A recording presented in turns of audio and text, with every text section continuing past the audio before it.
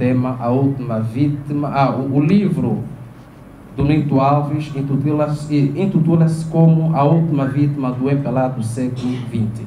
Então vamos aqui abordar este conteúdo e de certeza que temos ainda mais a ouvir ao nosso ilustre companheiro Lucas Pedro. Não, acho que essa aqui está operacional. Podes.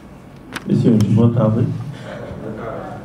Peço desculpa talvez por atraso, porque sei que o programa poderia, ou a nossa atividade poderia arrancar por volta das 15 horas. Tal como já disse aqui o moderador, sou o Lucas Pedro, e para quem é Revu, certamente deve me conhecer. E rapidamente, vou começar logo sem qualquer esquivação ou lenga-lenga sobre o 27 de maio. Portanto, é um prazer sempre estar aqui convosco, partilhar o palco, principalmente da Munga, que é uma organização respeitável ao nível nacional e sai internacional, e também ao povo benguelense, que sempre viveu todos os momentos amargos e felizes que este país já conheceu. Portanto, para começarmos a falar sobre o conceito, ou sobre análise histórica sobre o 27 de maio, é necessário primeiro falarmos do conceito da história. Todos nós sabemos que a história é uma ciência. Pois é, a história é a ciência social que estuda o passado da humanidade. Por outro lado, a palavra é usada para se referir ao período histórico que começa com o aparecimento da escritura e também para fazer referência ao próprio passado. O estudo da história implica três conceitos diferentes, que tendem para ser confundidos entre si. Primeiramente, começamos com a historiografia, que é o conjunto de técnicas e métodos utilizados para descrever os feitos históricos acontecidos. E depois temos a historiologia, as explicações, que tem a ver com as explicações, os métodos e as teorias sobre como, porquê e em que medida acontecem os efeitos históricos. Isso é historiologia. Depois temos a história, que todos nós conhecemos por si só, ou seja, eventos realmente acontecidos. Significando, ou simplificando, esta questão pode-se dizer que a história corresponde aos efeitos do passado. A historiologia, a historiografia é a ciência da história e a historiologia é a ciência da história e da historiologia e a sua epistemologia. Portanto, convém aqui destacar que a filosofia da história é um ramo da filosofia, a filosofia da história é um ramo da filosofia que reflete sobre o significado da história humana. Esta disciplina analisa a existência de um desenho, né, como as pinturas rupestres e tal, e um propósito, uma finalidade do conceito histórico. Podem ser mencionados dois enfoques na área de estudo da história: o clássico, que considera a história como sendo o período que começa com o aparecimento da escrita, e a multiculturalista, que estabelece que a história é o período podendo ser reconstruído através de um relato fiável dos acontecimentos que afetam uma sociedade humana. De acordo com a história clássica, os acontecimentos que sucederam antes do período histórico pertencem à pré-história, ao passo que os efeitos situados no período de transição entre a pré-história e a história fazem parte da proto-história. Portanto, tal como escrevia o pensador Karl Marx, que de certeza devem conhecer, a história é um processo dinâmico, dialético, no cada qual a realidade traz dentro de si o princípio da sua própria contradição e que gera transformação constante na história e a luta de classe. E há um desconhecido que diz assim: para se preparar para o futuro é necessário compreender o passado. E o passado que é a nossa história. Entrando já diretamente ao tema, eu começo por dizer, a data do 27 de maio entrou para a história de Angola devido a uma alegada tentativa, tal como considerou a ala presidencial, tentativa de golpe do Estado, tal como considerou a ala por parte do FNES, o Movimento Popular da Libertação do MPLA, como referia a declaração do Bureau Político sobre os assuntos. Quer dizer que depois do acontecimento do 27 de maio, o Bureau Político do MPLA publicou uma nota a tentar explicar que era um golpe de Estado e tentou mentir ou tentou ocultar quais eram os verdadeiros motivos que levou com que vários contestatários, vários militantes ou os militantes do próprio MPLA saíssem à rua a manifestar contra o próprio ou contra o poder presidencialista. Portanto, começo agora a tocar pelo tema dizendo: os fatos históricos não podem ser falseados, manipulados e escamoteados. Parecer melhor que os outros é perigoso, mas o que é perigosíssimo é parecer não ter falha ou fraquezas, tal como nossos governantes agora nos habituaram a dizer que são os únicos que podem governar Angola, que é mentira. Eles querem sempre parecer melhor que os outros, enquanto não são nada. Portanto, o momento da história é quase sempre o mais perigoso. No calor da vitória, a arrogância e o excesso de confiança pode levar-nos a avançar para além da sua meta, e quando se vai longe demais, conquistas mais inimigos do que derrotas. Não deixem o sucesso momentâneo subir na cabeça. Aprenda a aceitar, meus senhores, os factos de que nada é certo e nenhuma lei é fixa. As leis podem mudar a qualquer momento. Não é uma lei permanente aqui, nesta terra.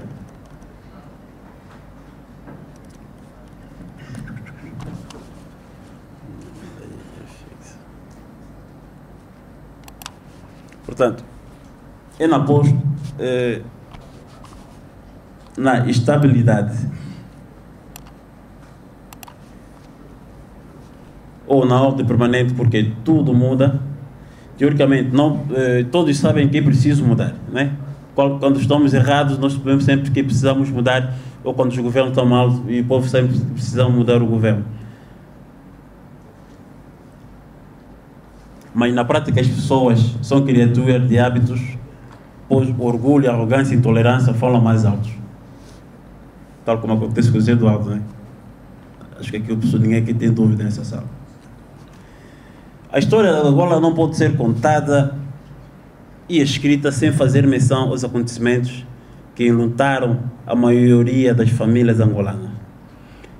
A quando da manifestação popular verificada no 27 de maio de 1960, da forma que é necessário ser contada de uma forma exata e desapaixonada, para que não se leve que é sempre uma parte que errou, né? Ou sempre que eu sou vítima, outra parte não errou, fez bem de matar mais de 80 mil pessoas. Pois é, para uns foi um golpe de Estado, tal como disse atrás, enquanto para os outros foi uma manifestação popular, tal como a manifestação que tem acontecido nos últimos tempos cá no nosso país, que vós sois testemunhos, e eu pessoalmente sou uma das poucas pessoas que tenho faltado ou na manifestação que se realiza em Londres. Bom, eu não vou tentar admitir que sou um dos promotores, mas também nunca faltei numa delas. E sempre ajudei a divulgá-la através do Clube Capa, o órgão no qual faço parte. E assim tentar ajudar a própria democracia a trilhar ou atingir os seus fitos. Portanto, dizia eu, os que morreram supostamente em defesa do presidente Agostinho Neto, os apoiantes do comandante Nito Alves, todos os militantes do MPLA foram vítimas do mesmo regime liderado, né, por Agostinho Neto na altura e coadjuvado por Lúcio Lara. O Lúcio Lara, na história do 27 de maio, e a Fundação 27 de maio tem sempre qualificado o Lúcio Lara como um dos principais mentores, a pessoa que mais atiçou o 27 de maio. Lúcio Lara é a pessoa que mais atiçou o 27 de maio. Portanto, os partidários de Agostinho Neto e pares pareceram misteriosamente mortos, né, porque a história do 27 de maio começa assim. Em primeiro lugar, realiza-se uma reunião na Cidadela Desportiva, onde é expulso Nito Alves e José Van Dumes, né, acusado de infracionismo e tal. E depois o Nito Alves publica as 13 teses, né, passou a distribuir para tentar justificar, né, uma vez que o José Eduardo dos Santos, na altura presidente da comissão de inquérito na altura, e não conseguiu dar o parecer final sobre o trabalho que lhe foi incumbido. Portanto, o Nito Alves apresenta 5 dias antes da manifestação do 27 de maio as suas 3 teses a tentar se defender. O que acontece é que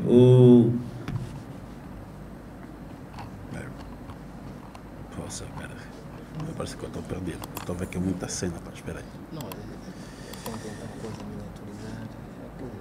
Faz uma ciência daquilo que são. O show não é mais essencial. Deixa eu ficar mais sincero. Acontece que os oponentes do Agostinho Neto, né, e bem reacionários,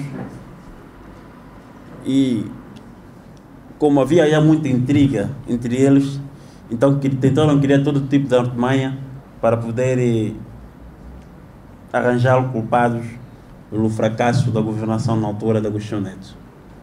Portanto, os apoiantes do Nito foram apelidados de propriamente traidores, pequenos burgueses, assassinos, golpistas, contra-revolucionários, fraccionistas, entre outros epitetos. Foram selvaticamente torturados e sumariamente fuzilados, carbonizados, sem culpa formada e atirados a rios, mar e valas comuns espalhadas por esta imensa Angola. Os familiares não puderam chorar, muito menos aqui em Benguela, porque em Benguela nós temos também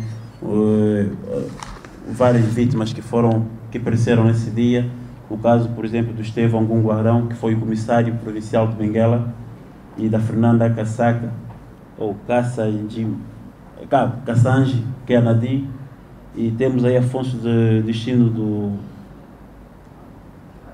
Destino, entre outras pessoas, principalmente que faleceram, que perderam aqui as suas vidas, pessoalmente em Benguela.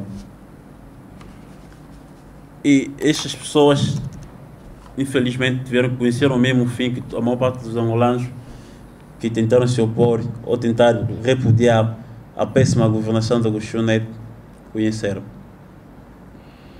Portanto, os partidários de Agostinho Neto e seus pares, isso, tal como eu dizia, começa essa história, apareceram mortos numa barrocada aí onde ficava o ex-mercado do Roco Santeiro, lá no Sambizanga, para quem conhece Luanda, onde agora mudou-se, foi para Paranguila. Portanto, foram considerados, aliás, essas pessoas que apareceram mortos, que foram mortos pela própria DISA, foram considerados de heróis e mártires. Foram enterrados em urnas com honras militares, jazendo as suas ossadas nos cemitérios da burguesia, que nós chamamos de Alto das Cruzes, em Luanda. Só com o surgimento do sistema multipartidarismo, porque até lá, após esses acontecimentos que prolongou cerca de 2 anos, e que foram mortos, segundo a unidade das Nações Unidas, mais de 80 mil pessoas, que as vítimas e as pessoas, os sobreviventes e os parentes das vítimas não podiam nem sequer resmungar ou perguntar, muito menos falar em torno da data. Era o silêncio total, um clima total de medo, que até uma criança de 10 anos se perguntasse sobre o pai e era logo fuzilado, que os carrascos na altura nem se importavam, e se ver criança, adultos, jovens, tudo era para falar com isso. Portanto, a fundação do 27 de maio, ou melhor, a história do surgimento do sistema político multipartidário, né? Somente a partir desta data que os partidários da Agostinho Neto deixaram de visitar suas copas, porque durante os 11 anos, de 77 até 91, 14 anos, durante 14 anos, que sempre que chegasse o 27 de maio, o presidente, na altura do MPLA, que é o José Eduardo Santos, acompanhado com uma corja de urubus, e iam sempre ao Alto das Cruzes para depositar flores, fazer campanha, honrar as pessoas que eles próprios mataram. E nós, do outro lado, nem sequer podíamos falar nem resmungar, só simplesmente abaixar a cabeça e olhar, porque estava no sistema do Partido Único. E muitos mais velhos aqui presentes conhecem bem como é que era viver no Partido Único.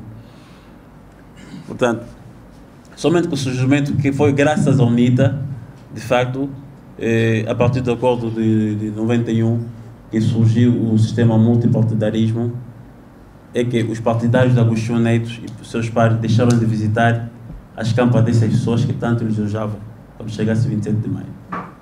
Portanto, foi nesse âmbito que o extinto Partido Renovador Democrático, PRD, fundado pelos sobreviventes do Holocausto, que em dezembro de 1991 construiu uma campa provisória, selando uma vala comum localizada no cemitério de 14, que também é mais conhecido por Lembas, cemitério das Mulembas, onde jazem cerca de 2.500 pessoas, que foram enterradas vivas, segundo os dados do tractorista que cavou o buraco, depois os outros entraram, depois ele tapou o buraco com os outros vivos.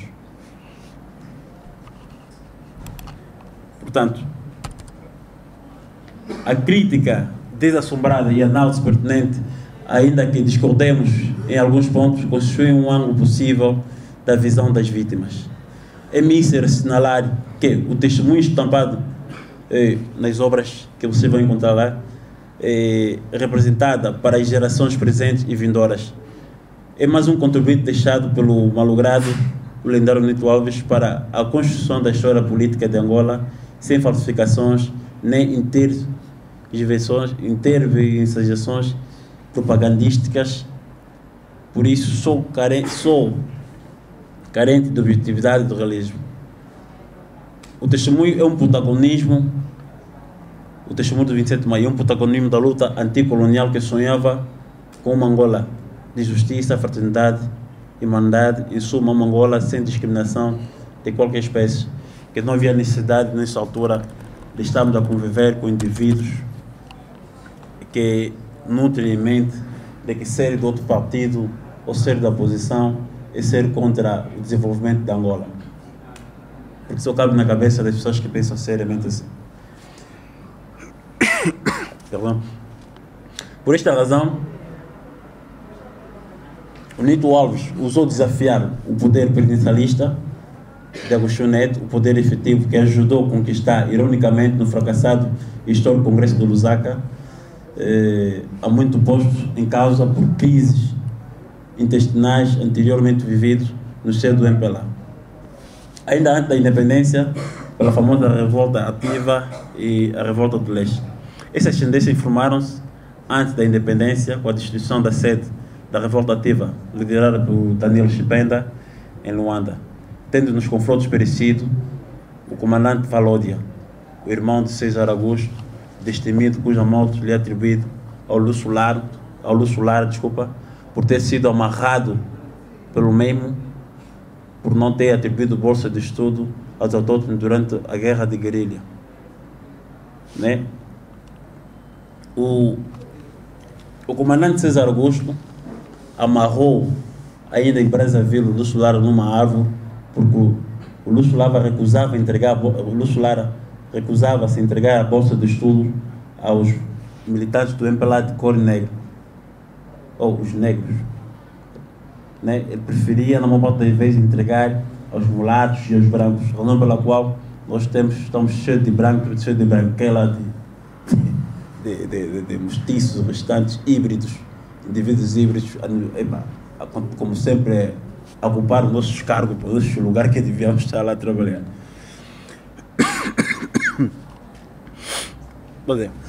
Com a repressão e detenção dos elementos da revolta ativa, isso estou a baixar a história, isso depois de 25 de abril, estou a falar em 1964, que só conheceram liberdades 3 anos depois da sessão do país da independência. Todos os indivíduos da revolta ativa que foram detidos antes de 25 de independência só puderam sair graças